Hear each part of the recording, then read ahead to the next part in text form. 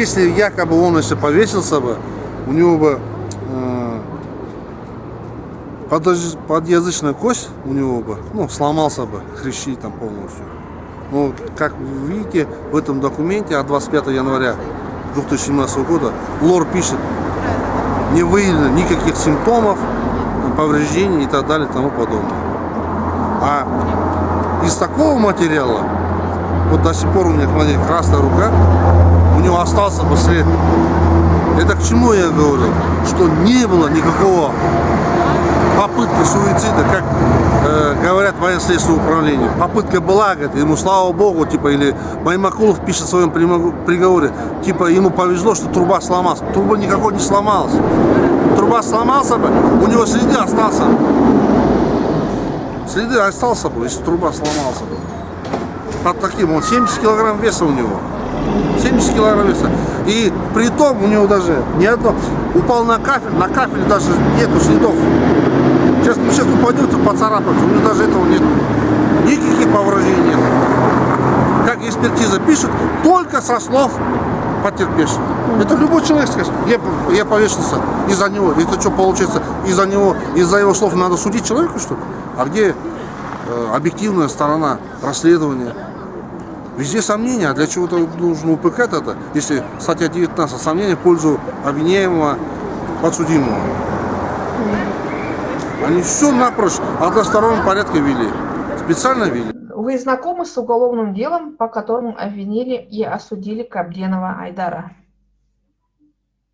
Да, я знакома, так как я приглашалась в качестве консультанта в суд, поэтому я знакома и с Кабденовым Айдаром, и с уголовным делом, которым меня ознакомил Кабденов Айдар. Как вы считаете, имело ли место шантажно-демонстративное поведение бывшего курсанта Балабека, из-за которого пострадал Кабденов Айдар?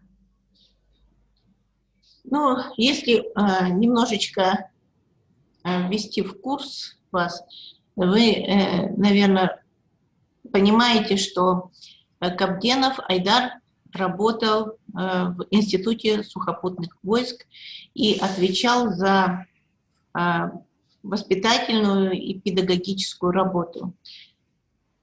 Курсанты, которые там обучались, сдавали экзамены, и среди них были слабо успевающие, поэтому для слабо успевающих всегда назначались дополнительные занятия, делались замечания. За всю эту организационную работу отвечал Кабденов Айдар. И в один период, когда курсанты сдавали экзамен, он делал обход, увидел, что курсанты очень слабо подготовлены, сделал замечание, сказал, что они должны быть еще более подготовленные. И вот среди них находились такие, которые просились домой, просили поставить хотя бы тройку и так далее. И на что заслуженно, я думаю, Кабденов Айдар говорил, что не может быть руководитель, военный, будущий руководитель со слабыми знаниями. Одним из таких неуспевающих был Балабек, к которому он прикрепил отличника и сказал, чтобы он подготовился к занятиям. И вот тут происходит конфликт. Балабек говорит: нет, я хочу домой, отпустите меня домой, а то я повешаюсь. И тогда Кабденов ему резко отвечает: ну и что ты повесишься? Иди вешайся, но это же ничего не исправит, нужно же учиться. И после этих слов этот Балабек все-таки занимался с этим отличником и все-таки пересдал экзамен, и только после этого поехал домой. И вот когда он съездил домой, вернулся, только после этого он начинает демонстрировать свое поведение, что он якобы хочет повеситься. И вот я как врач могу четко вам сказать, что в данный момент те слова, которые были произнесены до каникул зимних, никакого отношения уже к его поведению после 12 дней никак нельзя как бы обвинять Кабденова в том, что он когда-то сказал, ну и что ж ты повешься, иди вешайся. Прошло 12 дней, то есть здесь никакого не было такого подталкивания Балабека к суициду. Он уже съездил домой, он уже вернулся. Но что еще говорит о том, что это шантажное демонстративное поведение было Балабека? Что когда он все-таки начинает демонстрировать, что якобы Кабденов его подтолкнул к суициду, то вы просмотрите видеозаписи, то вы увидите, что самого факта суицида не было. Об этом говорят и заключения судебных медицинских экспертов. В своих официальных заключениях, что является юридическим документом, они пишут, что странгуляционной борозды нет. То есть следа от веревки, от ремня, любого подручного средства, на котором якобы он хотел повеситься, нет на шее никаких следов. Дальше, если вы обратите внимание, во время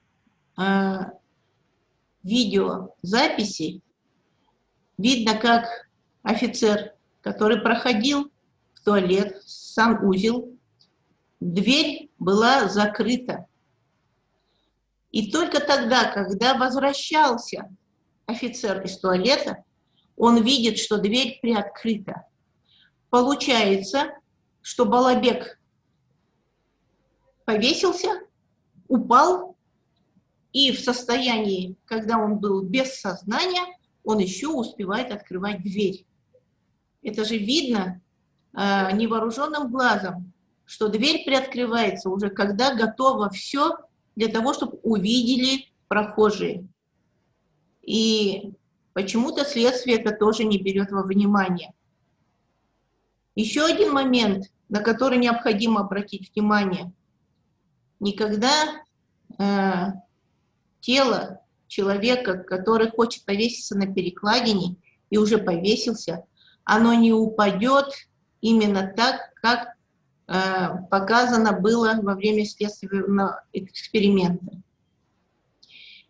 Но самый главный ответ на ваш вопрос, было ли шантажное демонстративное поведение, дает официальный ответ госпиталя города тогда Астаны, сейчас Нур-Султан, где Балабек находился сразу после этого инцидента. И врачи пишут, которые наблюдали за ним, что поступивший Балабек в госпиталь ведет себя очень подозрительно, ну это подозрительно я говорю, а они прямо четко пишут, имеет место шантажное демонстративное поведение.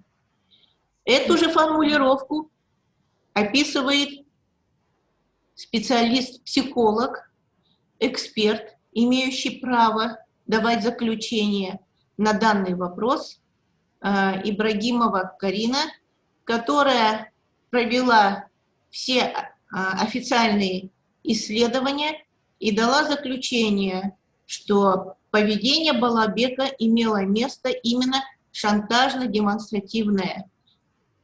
К сожалению, следователь не взял во внимание, и судья не взял во внимание ее заключение.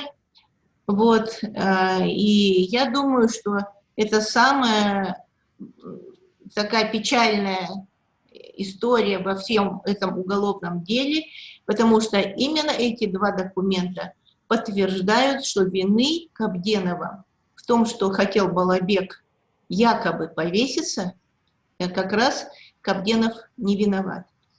И самое главное, ведь суицида-то не было. Попытка это не суицид. И Балабек жив, никаких следов на шее нет, никаких доказательств, что он совершил суицид, нет. Попытка – это не суицид. Поэтому непонятно, почему так строго наказывают офицера, который мог бы подготовить огромную когорту последователей, который бы приносил и мог дальше приносить огромную пользу для страны. И вот сейчас, когда президент Токаев говорит о том, что необходимо пересмотреть некоторые заключения судебных приговоров, я думаю, что как раз к Кабденову Айдару отнесутся справедливо и восторжествует правда, когда офицеру вернут и звание, и все его награды, и принесут извинения за то, что он перенес вот такие тяготы в жизни.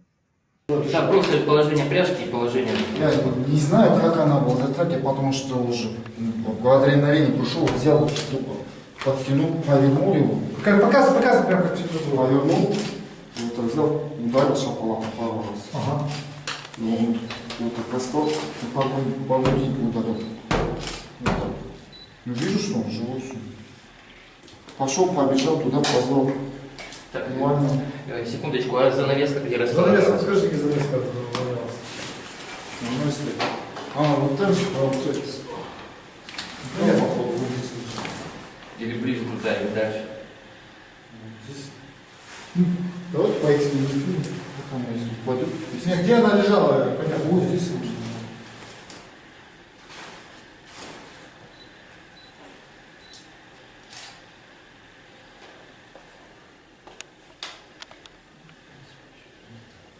Так, вопрос еще какие-то? Что он еще не понял? Хотела еще уточнить, вы когда висели, не помните, чтобы отламывался на... То есть в этот момент уже все не было. Вопрос, Владимир, вы когда падали, помните, как падали? Как упали? Вот сейчас вот Кадылов говорит, что он вот так вас нашел. Вы помните, как упали? Я не помню, как упал, как упал, не помню. А вы когда очнулись, что рядом находился с вами? Когда очнулся, старший лейтенант Кадыров и старший лейтенант Сырский. Так, а ремень где у вас был? На шее был ремень или где был? Скажи, ремень снят. Снят, да, снял. А кто ремень снял? С потерпевшего? Я не помню. Может, я снял, может, кто-то снял. Вот такой момент не снял. Я точно помню, что я подкинул этот ремень. Может, она я оторвал, может, она так и осталась, не знаю, не взял, пошафовал. Так, какие-то вопросы у вас еще эксперты будут участие там?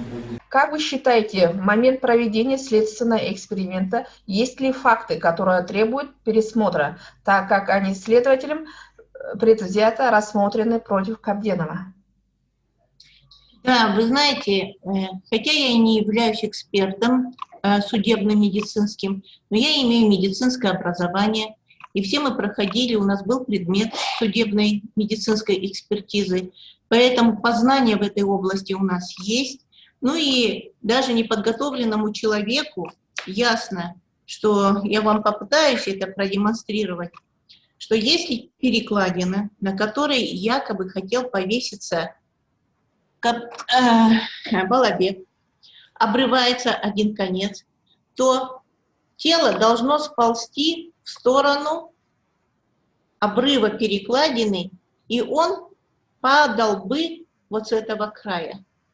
Но во время следственного эксперимента, теперь я вам покажу это вот так, показано, что тело упало прямо, и головной конец оказался здесь.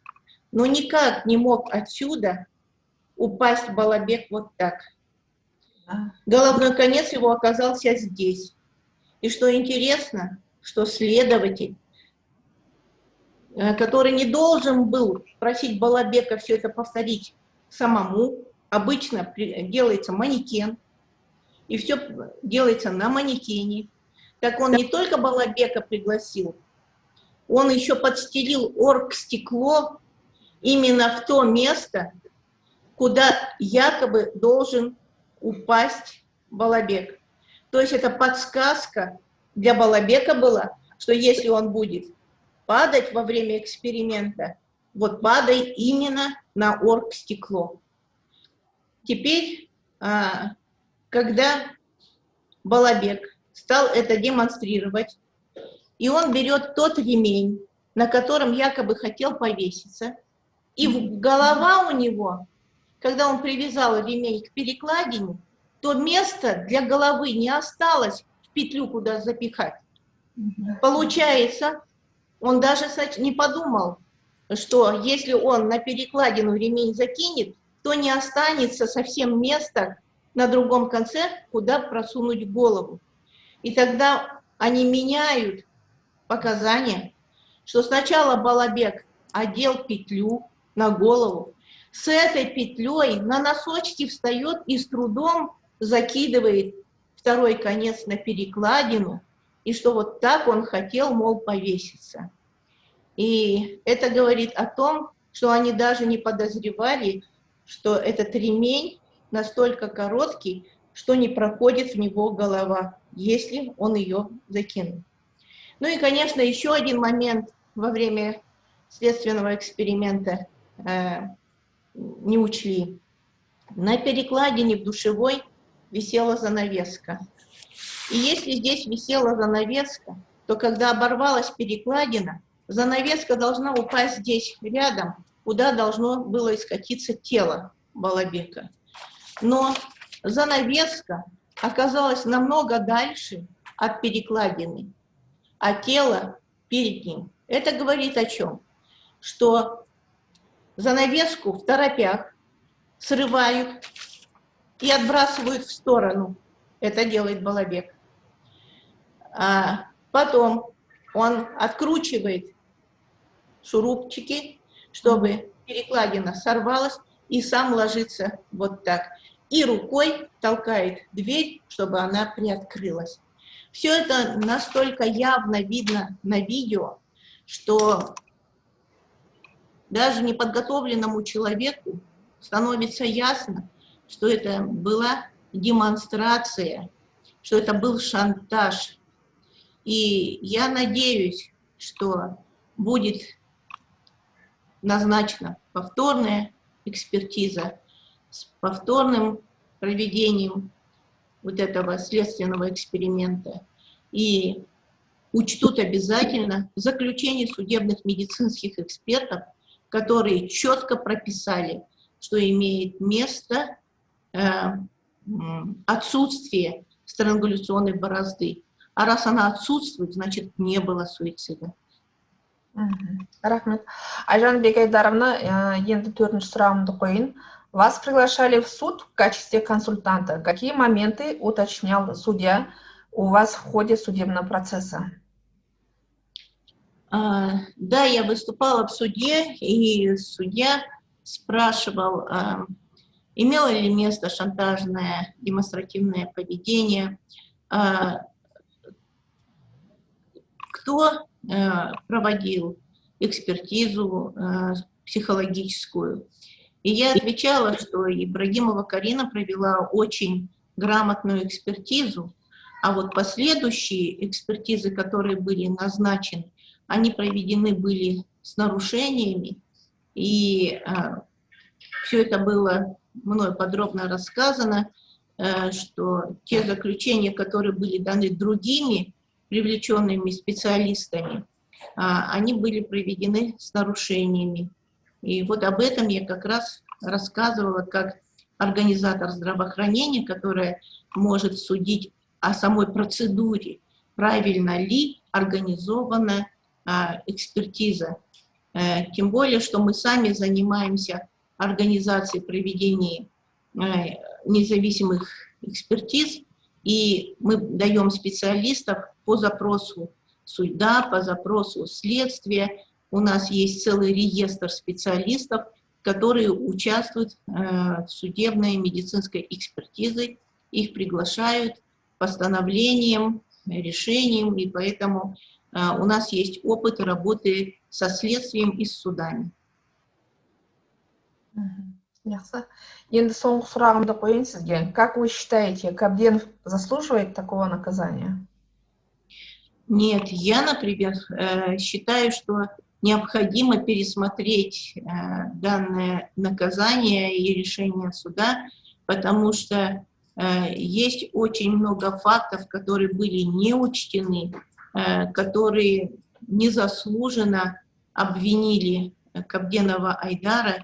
И я думаю, что все мы люди, все могут ошибаться, и человек имеет право бороться за свою честь, тем более такие люди, как Кабденов, они нужны стране, они не преступники.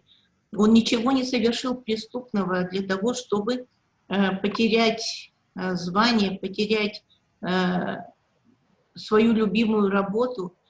Столько учеников его с гордостью и уважением называют словом «батя».